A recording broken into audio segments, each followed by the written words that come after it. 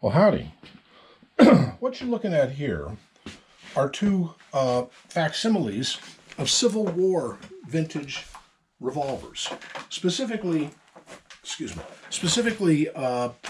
Confederate.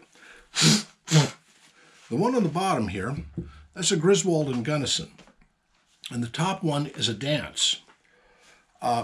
Griswold and Gunneson were built by what's his name, Griswold, who was a manufacturer in the South who was best known for making cotton gins. Well, when the war broke out, he converted his cotton gin factory to making revolvers.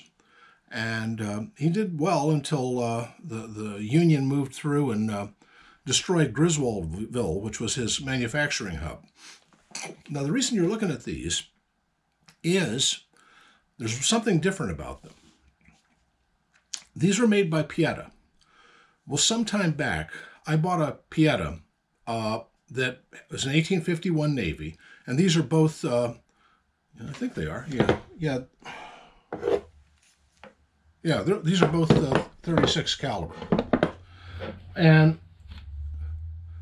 what was interesting was that, wait a minute, are they both, let me just a second here. I want to, son of a gun.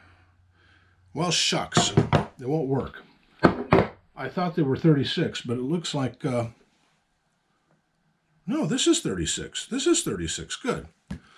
Anyway, let me explain this. I bought an 1851. The reason I bought that particular 1851, even though I already have an 1851, is that it had a Tailor's and Company a conversion cylinder on it. And I thought that would be really cool to have, so I bought it.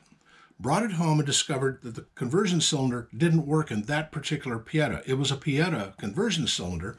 I checked with on the Tailor's and Company website, and yes, it is a Pieta cylinder, but it doesn't fit that particular Pieta. Don't know why.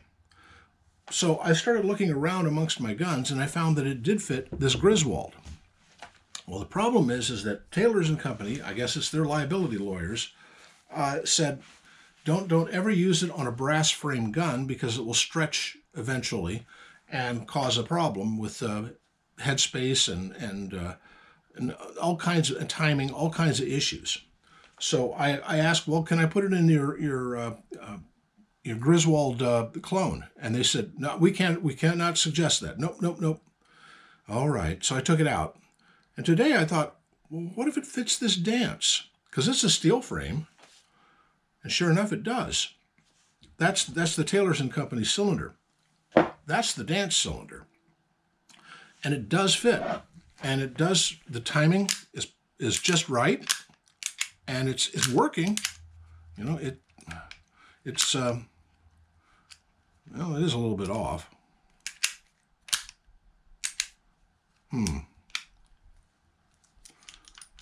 I wonder. Oh, well. It was worth a try. Looks like I've got myself a spare Tailor's and Company cylinder that just doesn't fit much of anything right. Works great in this Griswold, but that's a brass-framed cylinder. It won't work on my other 1851. It's an Army San Marcos. And the one for the Umberti is a little different than the one for the Pieta. So I guess I'll be getting out the mallet and see if I can do this. Oh, this was brand new when I got it, and it's a little bit funky to get it to line up right. Well, pooh. I'll have to do it this way then.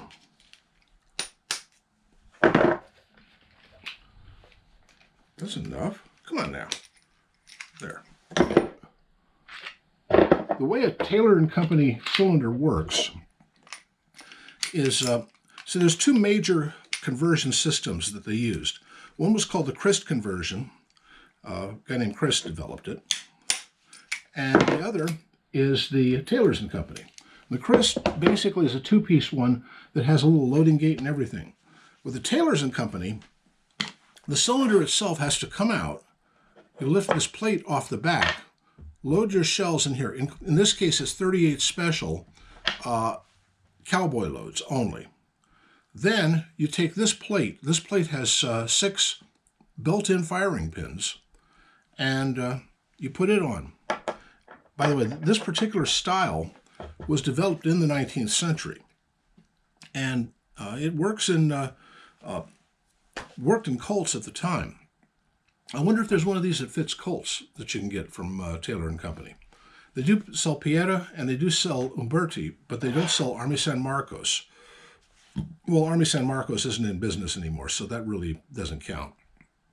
And but Pieta did make a whole bunch of these clones of various Civil War pistols, or Confederate ones.